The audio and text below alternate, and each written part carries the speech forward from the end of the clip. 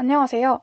언어, 문화적 차이에 기인한 한국과 중국 성어의 차이에 대한 고찰을 주제로 영상을 제작한 2학년 5반 19번 정예진입니다.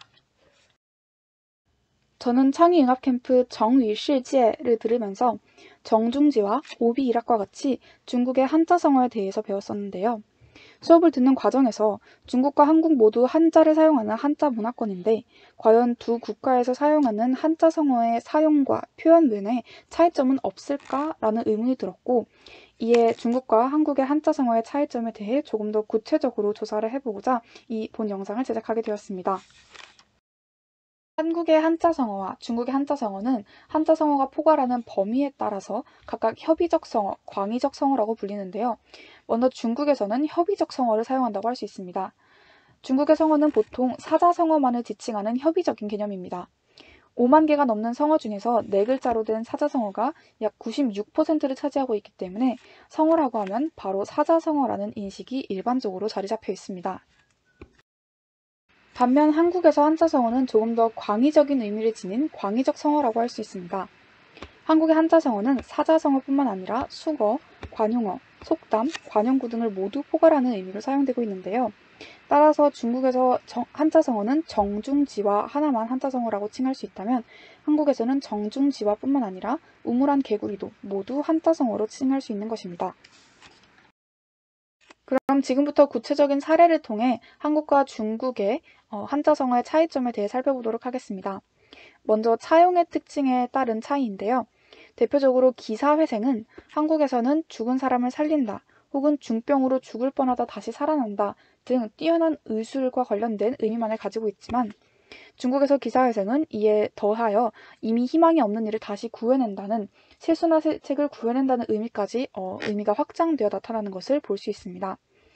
이는 한 언어가 다른 언어에서 어떤 언어를 차용하면 제일 기초적인 의미만 차용하는 차용의 특징이 적용된 것인데요.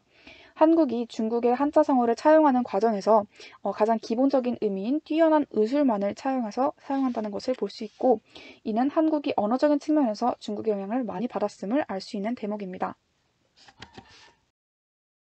다음으로는 한국과 중국의 문법적 차이로 인한 한자 성어의 차이인데요.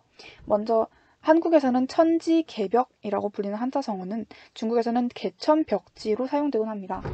그 이유는 중국에서는 동사 다음에 목적어가 오는 그런 문법적 형태를 띠고 있기 때문에 열다 라는 동사 뒤에 하늘이라는 목적어가 또 열다라는 동사 뒤에 땅이라는 목적어가 오는 식으로 한자 성어가 구성된 것을 볼 수 있습니다. 반면 한국은 목적어 뒤에 동사가 오는 문법적 형태를 가지고 있기 때문에 하늘과 땅이라는 목적어 뒤에 열다라는 각각의 동사가 오는 것을 확인할 수 있는데요. 이처럼 한국과 중국의 문법적 차이는 한자성어의 구성의 차이를 가지고 오기도 합니다. 마지막으로 문화에 따른 어휘적 차이에 의해 나타난 한자성어의 차이인데요. 중국의 우후춘순이라는 한자성어는 한국에서 우후죽순이라는 한자성어로 변형되어 사용되었습니다.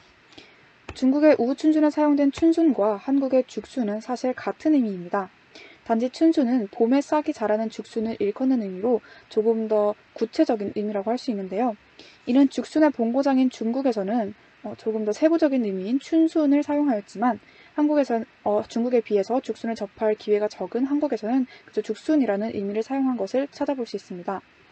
이는 두 국가의 지리적 그리고 지리적 특징에 의한 생태적 차이가 한자성어에 사용하는 용어의 차이에도 기여를 한 것을 알아볼 수 있는 대목입니다.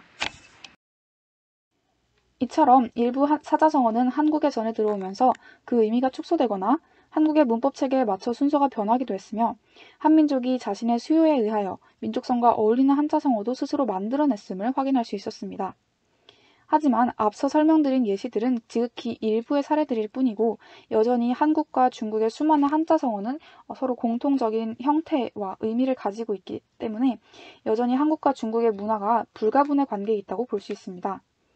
그리고 이러한 양국의 문화적 차이에 대한 고찰은 우리의 역사를 더 잘 이해하는 데 기여하며 자국에 대한 높은 이해도는 곧 국력을 높이는 지름길이 된다는 사실을 명심하여 앞으로도 중국과 한국의 한자 성어에 대한 더 폭넓은 연구가 진행되었으면 하는 바람을 가지고 본 발표를 마치겠습니다. 감사합니다.